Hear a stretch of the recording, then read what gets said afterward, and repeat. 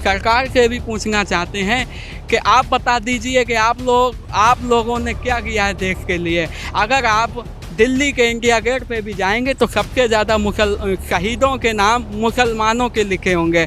बहुत पक्षपात करती है। ये पक्षपात नहीं और क्या है। राघव चड्ढा जी आवाज़ उठाते हैं तो उनकी सदस्यता रद्द कर दी जाती है। संजय सिंह जी आवाज़ उठाते हैं, उनकी सदस्यता रद्द कर दी जाती है।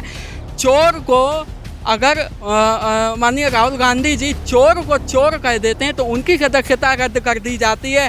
अगर इस गुंडे ने अपनी मानसिकता का, अपने गुंडेपन का उदाहरण दिया है तो इनकी भी सदस्यता रद्द होनी चाहिए। मुस्लिमों को लेकर के ये जो भारतीय जनता पार्टी के कुछ गुंडे लोग हैं, ये अपने आप को दर्शा रहे हैं, ऐसे शब्दों को बोल करके अपने आप को दर्शा रहे हैं कि हाँ हम गुंडे हैं। ये खुद गवाही दे रहे हैं कि हाँ हम गुंडे हैं। हम नहीं चाहते हैं कि देश का माहौल ख़राब, लेकिन भारतीय जनता पार्टी के लोग चाहते हैं कि देश का माहौल ख़राब हो, क्योंकि 2024 में चुनाव आ रहा है। वो चाहते हैं कि हिंदू मुसलमान में कैसे भी करके इन दोनों के बीच आपसी भाईचारा ख़त्म हो करके इन दोनों में झगड़ा हो। लेकिन नमस्कार दोस्तों, स्वागत है आप सभी का एनडीसी नेटवर्क के न्यूज़ चैनल पर। अभी हम मौजूद हैं फर्रुखाबाद में और हमारे साथ मौजूद हैं शहजान मंसूरी। ये आज़ाद समाज पार्टी के युवा जिला अध्यक्ष हैं फर्रुखाबाद से।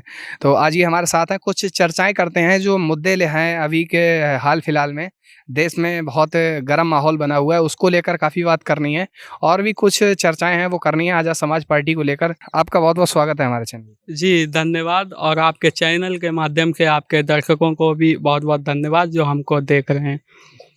अभी आज़ाद समाज पार्टी, जैसा कि आप आज़ाद समाज पार्टी हैं, तो मैंने देखा है काफ़ी बसपा के लोग जो हैं वो बोल रहे हैं कि जो ये आज़ाद समाज पार्टी जो बनाई है ये फालतू की पार्टी है, इधर उधर घूम रही है और ये समाज को तोड़ने का काम कर रही है, जोड़ने का काम नहीं कर रही है।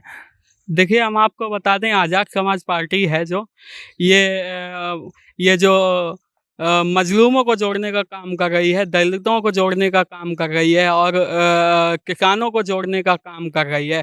देखिए, ये जो भ्रम फैलाए जा रहे हैं बहुजन समाज पार्टी से, आपको हम बता दें, माननीय राष्ट्रीय अध्यक्ष आज़ाद समाज पार्टी के जो हैं चंद्रशेखर आज़ाद जी, वो पूरे देश में संविधान बचाओ यात्रा निकाल रहे हैं, लोगों को जोड़ने का काम कर रहे हैं, लोगों के दिलों में अपने लिए मोहब्बत पैदा करने का काम कर रहे हैं। और ये जो भ्रम फैला रहे हैं बहुजन समाज पार्टी के लोग कि हम लोगों को तोड़ने का काम कर रहे हैं, ये लोग बताएं कि ये लोग कौन सा जोड़ने का काम कर रहे हैं। चलिए, ये तो रही बहुजन समाज पार्टी की बात और जो आज़ाद समाज पार्टी के बीच जो गुटबाजी चल रही है ये हो रही। अब कुछ देश में मुद्दा भी चल रहा है, जैसे कि अभी आपने देखा होगा हाल फिलहाल में बीजेपी के जो सांसद जी हैं वो भड़क उठे हैं संसद में और एक मुस्लिम जो नेता हैं उनके ऊपर बहुत ही अपशब्द कहे हैं। उनके बारे में पूछते हैं। जो दानिश अली हैं उन्होंने कहा, दानिश अली जो हैं उनके ऊपर कहा है, तो उसके बारे में क्या कहना चाहेंगे आप? देखिए, ये बहुत ही निंदनीय शब्द हैं। इसकी जितनी भी निंदा करी जाए वो बहुत ही कम है। देखिए, आप देखिए, जो देश के लोकतंत्र में जो सबसे बड़ा धर्मनिरपेक्ष मंदिर है संसद, उसमें सांसदों को जाति को लेकर के उनके ऊपर उग्रवादी के और आतंकवादी के तमाम तरह के उन पे आरोप लगाए जाते हैं। क्या हमारे पूर्वजों ने देश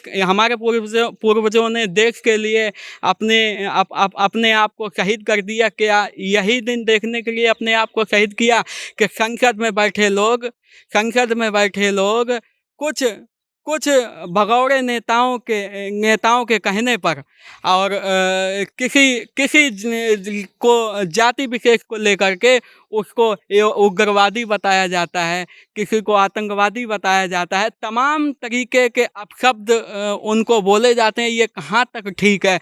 और रही बात उनको उग्रवादी बताने की, तो हम सरकार से भी पूछना चाहते हैं कि आप बता दीजिए कि आप लोगों ने क्या किया है देश के लिए। अगर आप दिल्ली के इंडिया गेट पे भी जाएंगे तो सबसे ज़्यादा शहीदों के नाम मुसलमानों के लिखे होंगे।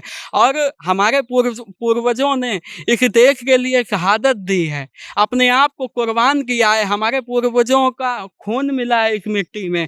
क्या उन्होंने इसीलिए इस देश के लिए कुर्बानी दी कि आज हमको अपने आप को गद्दार देशद्रोही कहना पड़े? तो ये बिल्कुल निंदनीय है। राघव चड्ढा जी, आम आदमी पार्टी के राघव चड्ढा जी, अगर वो मजलूमों की आवाज़ उठाते हैं तो उनकी सदस्यता रद्द कर दी जाती है। आम आदमी पार्टी के राज्यसभा सांसद संजय सिंह जी, वो मणिपुर को लेकर के आवाज़ उठाते हैं तो उनकी सदस्यता रद्द कर दी जाती है। आखिर सरकार के कानों में रमेश बिधूड़ी की इन अपशब्दों की आवाज़ कब पहुंचेगी? इनको कब संसद के बेदखल किया जाएगा? तो इन्हें बेदखल कर देना चाहिए। बिल्कुल कर देना चाहिए, क्यों नहीं? हम तो ये चाहते हैं कि सरकार एक नए कानून रोज लाती है। हम तो ये चाहते हैं कि सरकार एक ऐसा कानून लाए कि ऐसे अपशब्द, ऐसे तुच्छ मानसिकता वाले सांसदों को तो आजीवन चुनाव न लड़ने की पाबंदी लगा दी जाए। जी। तो इस तरह से जो चल रही है चर्चा अभी लेकर, तो उन्हें तो संसद से तो सदस्यता खत्म कर देनी चाहिए पूरी तरह से। बिल्कुल कर देनी चाहिए, लेकिन सरकार से मैं उम्मीद करता हूं कि इनकी सदस्यता जल्द से जल्द रद्द होनी चाहिए। लेकिन मुझे ऐसा लगता नहीं है। अगर भारतीय जनता पार्टी में अगर कोई भी सांसद है या विधायक है या कोई कार्यकर्ता है, किसी गंदे कामों में अगर लिप्त पाया जाता है तो उसका प्रमोशन कर दिया जाता है, उसको डिमोशन करने के बजाय उसका प्रमोशन कर दिया जाता है। मतलब जो भारतीय जनता पार्टी है, सरकार है, तो ये पक्षपात करती है बहुत पक्षपात करती है। ये पक्षपात नहीं और क्या है? राघव चड्ढा जी आवाज़ उठाते हैं तो उनकी सदस्यता रद्द कर दी जाती है। संजय सिंह जी आवाज़ उठाते हैं, उनकी सदस्यता रद्द कर दी जाती है। चोर को अगर माननीय राहुल गांधी जी चोर को चोर कह देते हैं तो उनकी सदस्यता रद्द कर दी जाती है। अगर इस गुंडे ने अपनी मानसिकता का, अपने गुंडेपन का उदाहरण दिया तो इनकी भी सदस्यता रद्द होनी चाहिए। मतलब आप जो ये सांसद हैं उन्हें गुंडा बोल रहे हैं? बिल्कुल गुंडे हैं ये।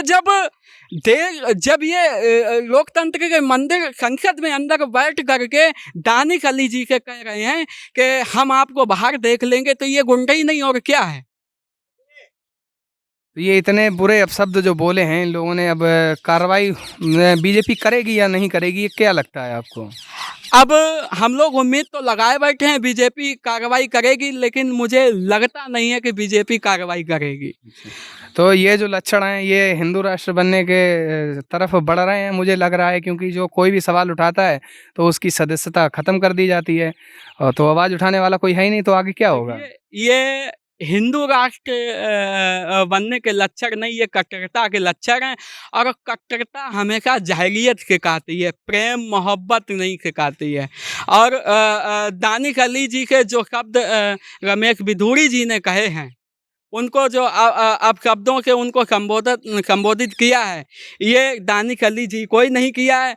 उनके ज़िले के जो वहाँ के वो चुन करके भेजे गए हैं संसद में, तो वहाँ की जनता को भी उन्होंने गाली दी है, उनको भी अपशब्द बोला है। और हम तो ये कहते हैं कि दानिश अली जी को ही नहीं, उन्होंने पूरे भारत देश के 1.25 करोड़ लोगों को उग्रवादी बोला है। तो ऐसे लोगों पे ऐसी पाबंदी लगानी चाहिए कि जो जीवन में भी कभी भी कोई चुनाव ना लड़ सकें।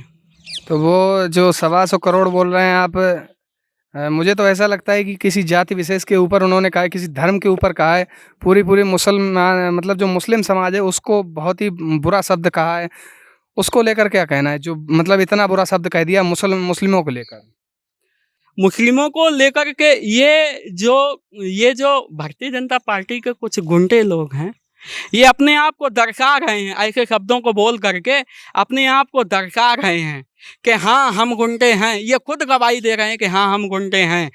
हम नहीं चाहते हैं कि देश का माहौल ख़राब हो। लेकिन भारतीय जनता पार्टी के लोग चाहते हैं कि देश का माहौल ख़राब हो, क्योंकि 2024 में चुनाव आ रहा है। वो चाहते हैं कि हिंदू मुसलमान में कैसे भी ना कैसे भी करके इन दोनों के बीच आपसी भाईचारा ख़त्म हो करके इन दोनों में झगड़ा हो। लेकिन मोहम्मद फैज़ान मंसूरी जैसे कई लाखों मोहम्मद फैज़ान मंसूरी हैं, वो यही कहते हैं कि हम हमेशा हिंदू मुस्लिम सिख ईसाई चारों आपस में भाई भाई थे, हैं, और इंशाअल्लाह आजीवन रहेंगे। हम लोग आपस में कोई नफ़रत फैलाने का काम नहीं करेंगे। हम लोग आपसी भाईचारे में रहते थे और आपसी भाईचारे में रहते रहेंगे इंशाअल्लाह। और ये जो भी हमारे मुस्लिम और हिंदू के बीच में मुस्लिम और हिंदू भाइयों के बीच में जो भी नफ़रत फैलाने का काम कर रहे हैं, इनको भारत देश के इनकी नागरिकता रद्द करनी चाहिए। मैं भारत सरकार से मांग करता हूँ। और कोई बात जो कहना चाहते हैं आप चैनल के माध्यम से?